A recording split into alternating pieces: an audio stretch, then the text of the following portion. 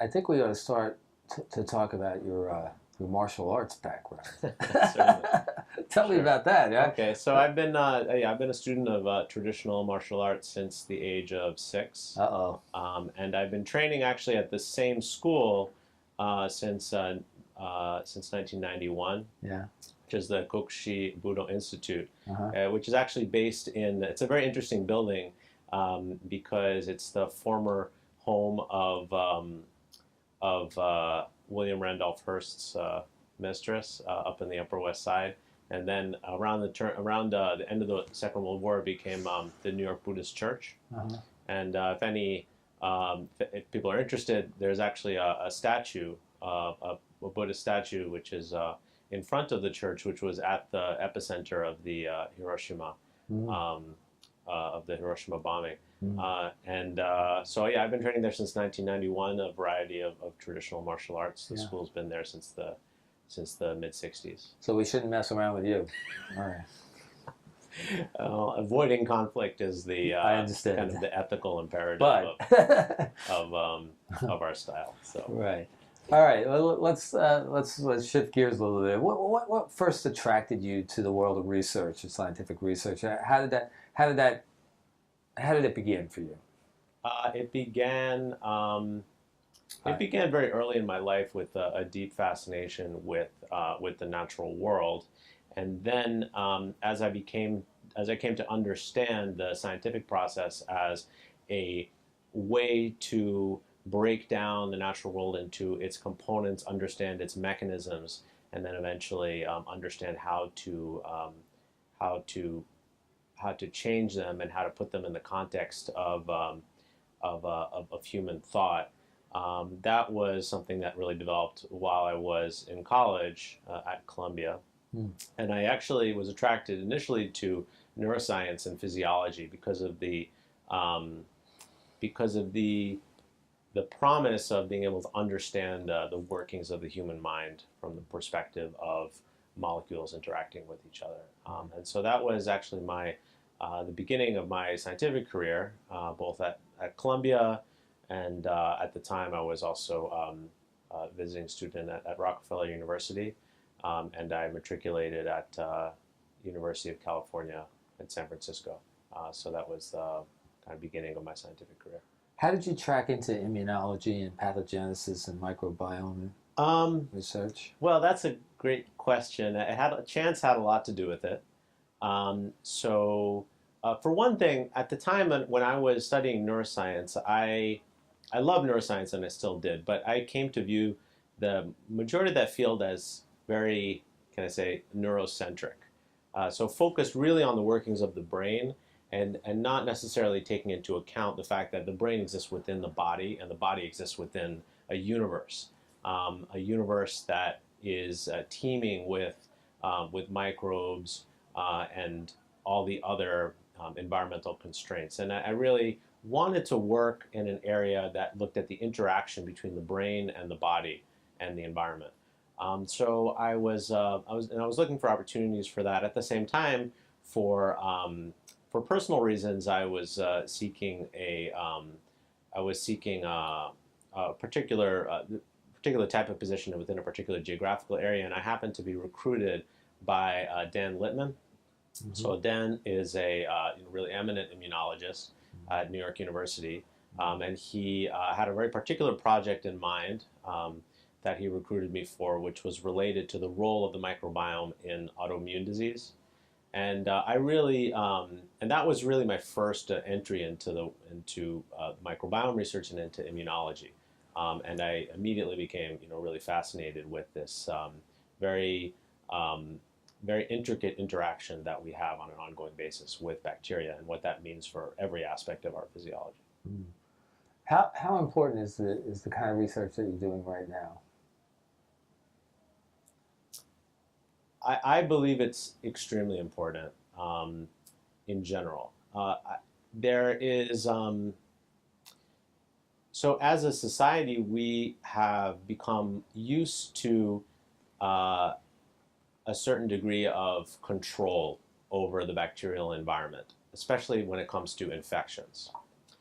And however, there's this specter, which is increasingly realized as a major threat to public health, which is that the tools that we have available to us to control infection have limitations, and those limitations are becoming more and more apparent. This is generally described as antimicrobial resistance, but actually, there's a separate problem, which is that the way that we live and the way that we practice that our society practices medicine changes certain aspects of our ecosystem. The ecosystem outside of us, and also the ecosystem of bacteria that live inside our digestive system and other parts of our body.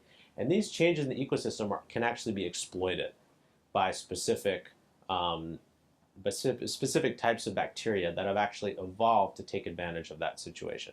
So to me, generally, ecosystem-based approaches to control infectious disease are really a critical part of the toolkit that we need in order to manage the constantly evolving world of the microbes around us. What work that you, excuse me, now I'm not speaking English. What work would you say that you've done that you're most proud of, and why? Well, if you talk to really successful scientists and you ask them that question, they will tell you that the answer that you should always be able to say that what you're working on now is the work that you are most proud of in your career. Because that's really what science is about. It's about constantly pushing the boundaries. And I would say actually the work that I'm doing now, which is, it's about the science, but also about building something, building a system. It's about presenting that work to the community. It's about understanding how the work that we do, how it can fit within an economic system and really have an impact. That's actually something that I'm incredibly excited about. It's been a wonderful experience for me, and at this point I would say it's been the highlight of my career. Can you specifically describe the work that you're doing now? Certainly. So our company works at the intersection of infectious disease and the microbiome. So the microbiome is the collection of bacteria which use our body as their natural habitat. And we've co-evolved with these bacteria over millions of years in a symbiotic relationship with them. One of the things that these bacteria do is to protect us from other bacteria which are seeking to invade that habitat. And many of those bacteria are dangerous or deadly. So what we do is we try to understand alterations in this microbiome that predispose us to become infected with dangerous pathogens, and also to develop practical tools to correct those imbalances in order to restore our natural ability to resist infection. So, and we particularly are focused on one infection which is called Clostridium difficile, or C. diff, which is one of these infections that thrives in the environment that is created when a person takes oral antibiotics. And we've developed a prototype, which is a capsule therapeutic, which can repopulate the gut with beneficial bacteria in order to cure this infection, which causes very debilitating diarrhea. So that's our current research and development. But we see this as essentially a proof of principle for microbiome-based medicine in the infectious disease space. Mm-hmm.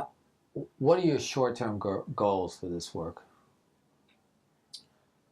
Our short-term goals are, first of all, to roll out our current prototype and develop a focused clinical program to validate this particular therapeutic.